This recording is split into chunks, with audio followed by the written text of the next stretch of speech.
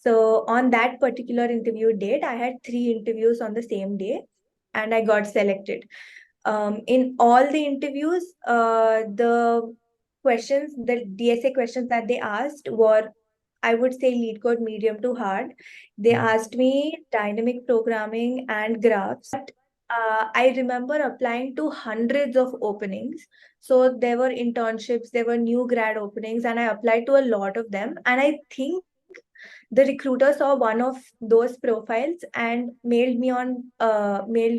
So if you also blame every day ki companies are not coming to your college and you are looking out for more and more opportunities, today I have an example where you will find multiple different off-campus opportunities nationally as well as international offer, that too from Amazon London. We have with us Laya from Keshav Memorial Institute of Technology, Hyderabad, and she has cracked multiple offers, be it during her internship period in Cisco, in Goldman Sachs, or during her full-time placement season. She has got an offer from Amazon London for SDE 1. So in this video, we're going to discuss about her entire journey, how she started, what all things were there, how she applied, how she got the opportunity. So it's going to be a very, very interesting conversation. So looking forward to have a great conversation with her. But starting this conversation, I would like to have a brief introduction of Laya. Hi guys, I'm Shri Laya, but like Ash Goel calls me Laya. I'm Laya. I'm from Keshav Memorial Institute of Technology, and I'm from Hyderabad originally, and it's in Keshav Memorial Institute of Technology is also in Hyderabad. It's a tier 3 college. I did my summer internship at Goldman Sachs, and I'm doing an internship with them now. I also have an offer from Amazon London for the role of SDE 1. So that's very great to hear. Being from a tier 3 college, you were able to get those opportunities at multiple big tech companies in India like Cisco as well as Goldman Sachs, and you were able to crack an international offer at Amazon London. That's commendable. So everyone would be very, very interested to know about how you started, how was your preparation journey, like what all things you did. Like, were you a coder from your before college, or you started in college? How that entire journey was and how it started? Yeah, so in my college, there's one good thing about my college is that there were weekly competitions called NFS and Arjuna. So these are basically like inter-college competitive programming things, and we used to get paid to get first. So I started my journey by doing those, right? Because I wanted to get paid. I wanted to like get another $800 every week. So that's why I started coding. And this was in my first year, second semester. But yeah, it was not just that. It was also that I was bored at college and I wanted to do something new. So I started coding that way. And yeah, I was pretty slow. I would say in the starting, I just learned a language in my first year, second semester. And then I slowly went into competitive programming, which is in my second year, first semester, and second year, second semester. I did a lot of competitive programming, but I would say that I didn't do really well. Um, it's because I was not aware of a lot of YouTubers, right? In my second year, I was not aware of a lot of YouTubers, which is why I gave up on competitive programming. But when I used to do competitive programming, the interest developed, for coding. So I left CP, but I started doing lead code. And I did a lot of lead code because there was no competition and I was just competing with myself. And I did a lot of lead code. So yeah, that was basically my coding journey. Whatever I did, I would say that I should not have stopped competitive programming. I should not have given up. And that is an advice that I would want to give my juniors, that do not give up on competitive programming. Learn why you're doing it wrong and just get better at it, but just don't give up. Generally, what we see in major tier 3, tier 4 colleges is students say that we don't have that company. Like, nobody in my college is doing that coding thing, or they're not aware of things. So like I'm the only one who is motivated. So after some time, that motivation also like is lost. So like, how were you motivated? Like, was that the $800 that was your motivation? Like, how did that entire thing went? Yeah, the $800 was definitely a motivation, but yeah, it was not just that, Mm-hmm. but it was also I had friends outside college, Mm-hmm. so I did not just talk to people in my college because, as you said, tier three, there's not a lot of competition and there's not a lot of Fairness. awareness that you should do coding.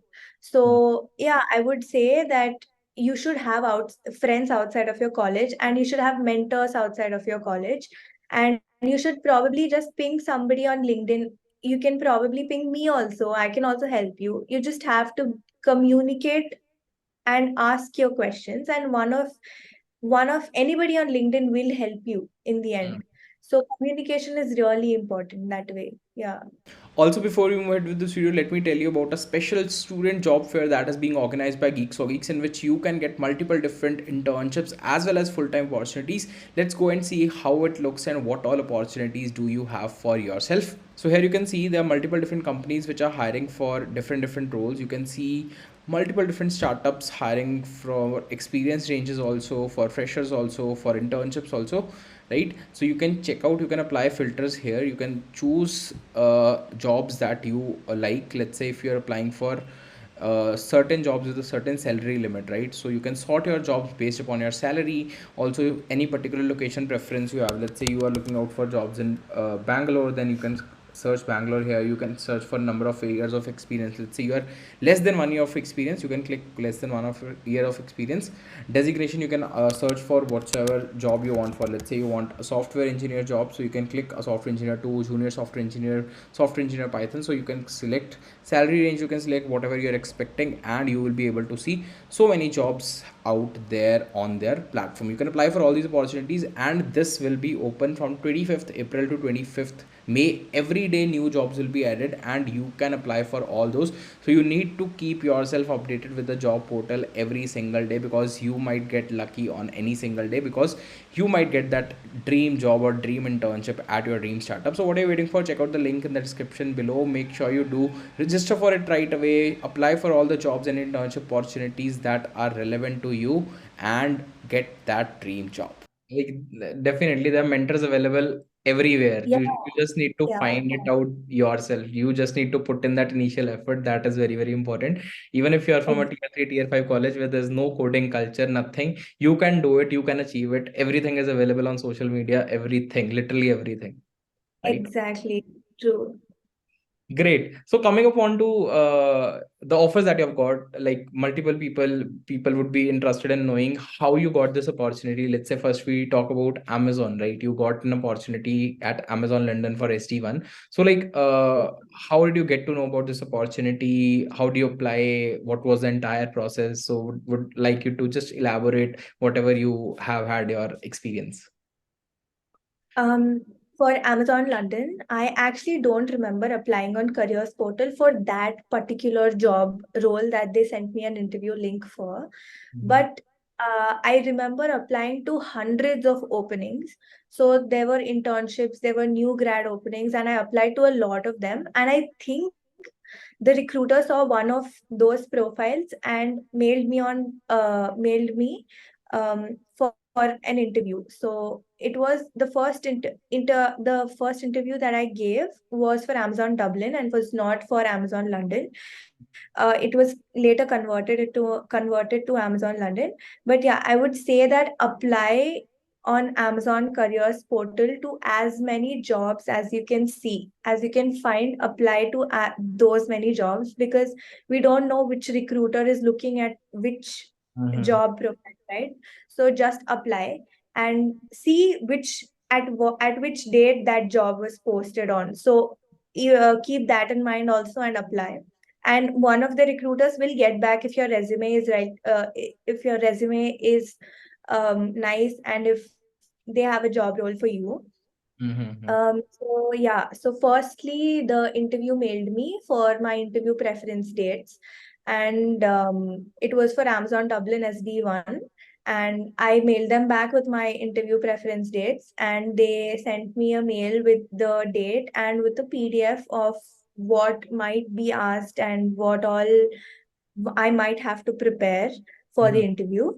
So on that particular interview date, I had 3 interviews on the same day, and with 2 interviews were continuously conducted, and there was a 10-minute gap between the second interview and the third interview. Uh, all the interviews consisted of leadership principles and questions about my past experience, which was Goldman Sachs.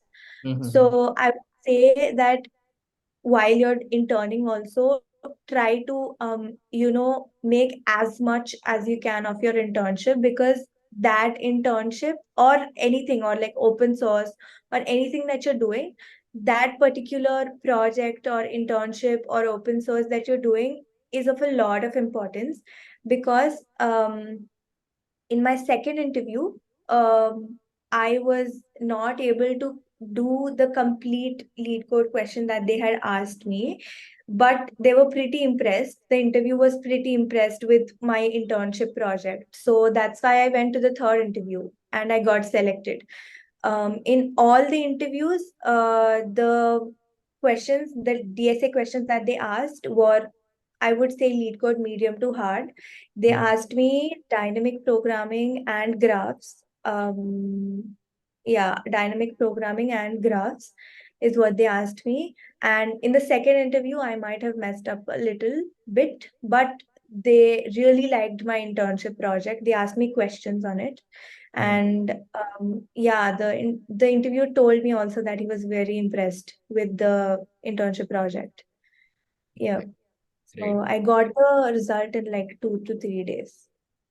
Great, great, great. So, like that was the entire process. Was there an online test that was conducted? No, no, there was no online test. Okay, okay. Well, for some locations in Amazon, there's no online test. For some locations, there is an online test, and after that, you get the chance to go. On Berlin, there was an online test that I Mhm. had given, but I did not get a call back. Okay, But yeah, there are online tests for different locations. It depends. got it. Okay, the second opportunity that you got was at Cisco for an internship, right? So that was also off campus, and it was somewhere around March, as far as I can remember. So, like, how Yeah. was that opportunity? How did you get to know about that? How do you apply? And like, how was their interview process different from Amazon, or like, what different you found in their interview process? Was it tough? Was it easy? How would you rate that? So I got to know about Cisco and Goldman Sachs from your group only, and I applied it. Uh, I applied it on their careers portal. I think it was on their careers portal. I don't remember, but yeah, I got to know about the opportunity from your group, and there was a test for Cisco, Mhm. which I completely solved. I think there were 3 questions in 2 hours, and I completely solved those questions. And I would say that this is the difference between Amazon and Cisco. And I think this online test was a little difficult for me to solve.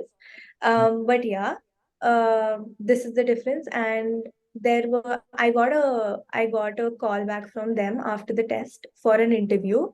And on the interview day, there were 4 interviews on the same day. The first interview was completely technical interview, and they also asked me CS fundamentals that Amazon did not ask. Mhm. And they also asked me not a lot of DSA questions. The DSA question that they had asked me was a linked list question, and it was very easy. So Mhm. I solved that. So the technical test, every round in Cisco was an eliminatory round, and Amazon was not eliminatory. Um, so in the first test, I really like gave all the right answers, and the CS fundamentals were also on point. Mhm. So yeah, I got the second interview. The second interview was something that I did not expect. Actually, they had asked me a low level system design question, Okay. and it was actually a little new for me because I did not expect and I did not prepare for it. Mhm. But I would say that it was very intuitive, and I learned from my previous failed interview experiences, that you have to ask questions if you don't know what they're asking. You just Mhm. have to ask questions. And that interview also, I had asked a lot of questions, and based on his answers, I framed what I should be giving an answer so that he'll get satisfied. Mhm. So, yeah, The second interview was a low-level system design round, and the third interview was a managerial round. And this was, I think, the best interview experience that I've ever had, because the woman who interviewed me was a senior leader who had around 20 years of experience, and she was talking to me about how Cisco is an amazing company, and how the work-life balance is nice, and what I expect from the internship experience. And I think it was very conversational and it was very nice. And although she talked to me like she was a friend, she was also on the side. She was noting down what if I'm a good fit for her team or something. And yeah, I passed that too. And then there was the last interview, which was the HR round, and there were basic HR questions like, what do you think your weakness is, or what do you think your strength is? What do you expect from this internship? And what are your salary expectations? Yeah, and I got the result that I got selected the next day itself. Got it. Got it. Great. Great. So it was a long process. The entire day was spent in that. So Yeah. great talking to you about your Cisco experience. Now the thing is, like, many of the people are asking me about, like, their internships are going to start, right? So, and they are looking forward to grab a replacement offer from that internship. You have done an internship at Goldman Sachs already. So what all Yeah. tips that you would like to share with juniors, with my audience, that would help them grab that PPO, or what all things we should take care while we are doing a 2 months internship? Yeah, I think this is a very important question, because I do not know, and I had asked my seniors like this. So firstly, I would say that communicate with the whole team, Mm-hmm. because I think the first 2 weeks you will not have any work, because I did not have any work and most of the interns did not have any work. It was just the bonding period. You just need to connect with the whole team. You need to ask them questions about how the team is working, on what the team is working, and why are we working on this. There should be a lot of why questions. You should generally be curious about what is exactly happening in the team. Mm-hmm. And once you get the work, I know a lot of people get overwhelmed that, okay, this is not something that I can do. But I think that is something very wrong. You should not get overwhelmed, because you have your whole team to help you. And I'm sure that when you communicate, they will definitely help you. So the key point of getting a PPO is communicate that you are not able to do it, or you are able to do it, or like what question you have. That is the most important thing that you need to do. And also, on the side note, not just communicate, you need to do your homework, right?